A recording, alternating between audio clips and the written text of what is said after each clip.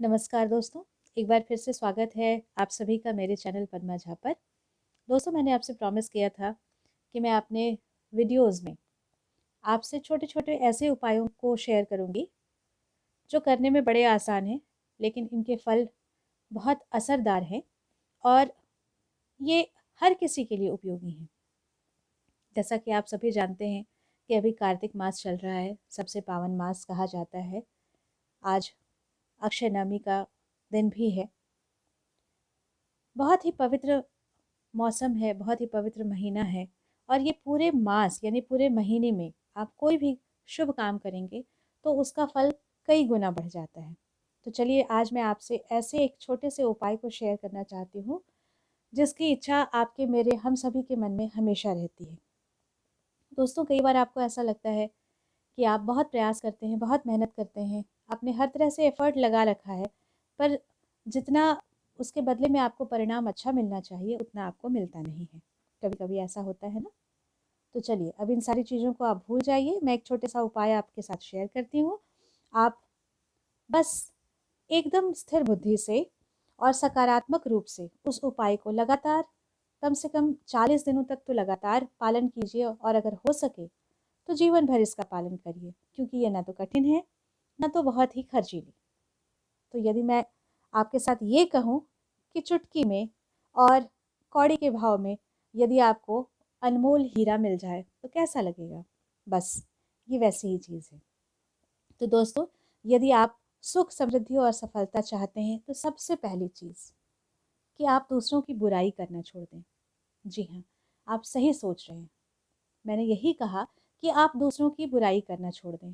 दरअसल हम करते ऐसा है ना कि यदि हम कहीं गए या हमारे घर कोई आया व्यक्ति, कुछ देर तक तो हम उनसे बड़े अच्छे से बातचीत करते हैं, फिर उनके जाने के बाद या किसी और के घर से वापस आने के बाद हम शुरू कर देते हैं वहाँ की बुराई, परनिंदा। वहाँ क्या गलतियाँ थी, वहाँ कैसी अव्यवस्था थी, वहाँ कैसा खराब खाना था, फला, फला, फला। तो यदि आप चाहते हैं कि आप जीवन में आगे बढ़ें, सफलता आपके कदम चूमे, तो सबसे पहली चीज़ है कि चाहे कैसी भी परिस्थितियाँ आपने फेस की हों, चाहे आप कैसे भी स्थान से आए हों, वहाँ की कैसी भी व्यवस्था रही हो, प्लीज़, प्लीज़ एंड प्लीज़ आप बुराई मत करें। दूसरा है, अपने रिश्तों, मित्रों का, रिश्तेदारों का आदर करें। दोस्तों, कई बार ऐसा होता है कि जो जो व्यक्ति हमारे साथ अच्छा संबंध नहीं बनाता या हमारे साथ अच्छा व्यवहार नहीं करता, बदले में हम भी उसके साथ बुरा बर्ताव कर देते हैं। चूँकि हम इंसान हैं, ऐसी भावना हमारे आपके सभी के मनों में होती है और हम अक्सर ऐसी गलतियाँ कर जाते हैं। तो कृपया इससे बचें, जहाँ तक हो सके आप बचें। अगर आप चाहते हैं कि ऐसी स्थिति बहुत ज़्यादा, अगर कुछ वियर्ड सिचुएशन आ जाए, अगर आपको लगे कि नहीं अब आपको चिल्लाना ही पड़ेगा, बोलना ही पड़ेगा, तो कृपया वहाँ से हट जाएँ। पर चाह कर भी या अनजाने में भी आप किसी का अनादर ना करें। जी हाँ दोस्तों, लक्ष्मी आते-आते आपके दरवाजे से वापस हो जाती है। क्या पता ये आपकी परीक्षा ही हो।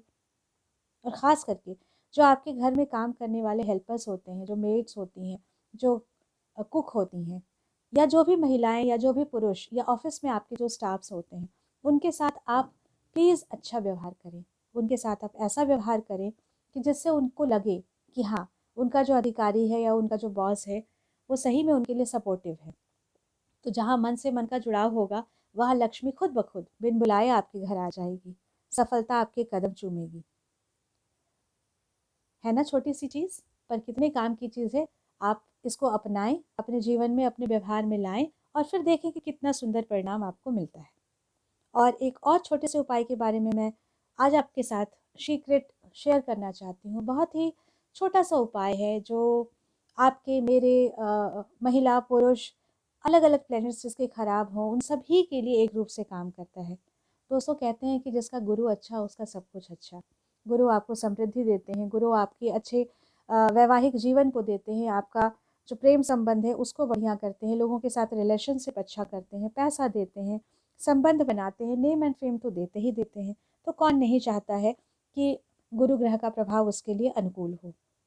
यदि आपको लग रहा है कि आप किसी प्रकार उससे पीड़ित हैं, तो आप छोटा सा एक उपाय करें जिससे आपका ये बिगड़ा हुआ काम जो है वो बनने लगेगा। और उपाय आपको ये करना है कि एक छोटी सी केसर की डिब्बी अपने साथ रखनी है। जी हाँ, आप सही समझ रहे हैं। छोटी सी केसर की डिबिया, बड़े काम की चीज़ है। पता है कैसे? केसर जो है ना, वो जहाँ एक तरफ गुरु ग्रह को बतलाता है, गुरु ग्रह के प्रतीक के रूप में काम आता है, वहीं दूसरी तरफ शुक्र भी उससे बढ़िया होता है। बहुत कम ऐसा बनता है, योग बनता है, ऐसी स्थितियाँ बनती है जहाँ एक ही रेमेडी में दो दो ग्रहों को ठीक किया जाता है, जबकि कहा जाता है कि गुरु और शुक्र जो है वो उनकी आपस में नहीं बनती।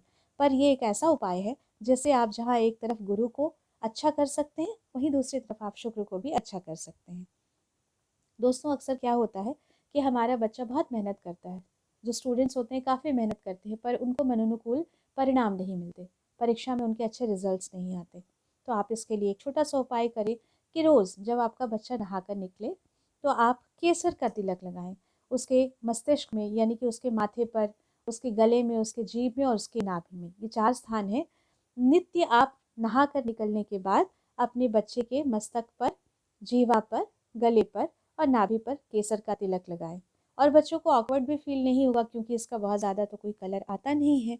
और दूसरा, यदि आप कोई वर्किंग हैं या आप कॉलेज गोइंग स्टूडेंट्स हैं, तो आप छोटा सा केसर जो है ना, एक पोटली में रखकर अपने बैग में भी रख सकते हैं और उसके बहुत अच्छे परिणाम आपको देखने को मिलेंगे। और एक छोटी सी चीज़ जो मैं माताएं घर में कर सकती हैं, या जो भी चाहने वाले, इसकी इच्छा रखने वाले लोग कर सकते हैं, तो एक छोटा सा उपाय मैं आपको और बताती हूँ कि शुक्रवार के दिन माता लक्ष्मी का जो पूजा स्थल है, जहाँ पर आप माता लक्ष्मी की, जहाँ आपने मूर्ति रखी हो या जहाँ पे आपने श्री यंत्र रखा हो, वहाँ पर शुक्रवार के दिन में आप केसर की थोड़ी सी मात्रा में ही, आप केसर की वहाँ पर उस केसर को एक अगर हो सके तो किसी चांदी के बर्तन में, या ना हो सके तो एक छोटी सी डिबिया में ही वहाँ रखें भगवान के पास, और उसे अभिमंत्रित करें। यदि आपको अपना गुरु बढ़िया करना है तो आप उसे बृहस्पति के मंत्र से अभिमंत्रित करें, और यदि आपको शुक्र का प्रभाव अच्छा करना है तो आप श्री लक्ष्मी यंत्र से या श्री सूक्त यंत्र से मंत्र के द्वारा आप उसे अभिमंत्रित कर लें। और फिर उसे आप अपनी तिजोरी में, अपने गले में, अपने ऑफिस के ड्रॉर में, इवन आप अपने लैपटॉप बैग में, स्कूल बैग में भी रख सकते हैं।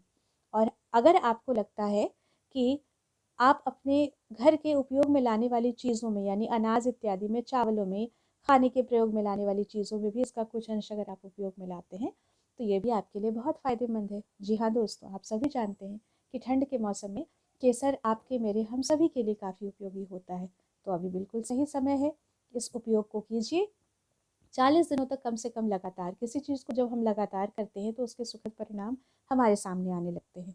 तो आशा करती हूँ कि आपको इन परिणामों का, इन कार्यों का बहुत अच्छा रिजल्ट मिलेगा।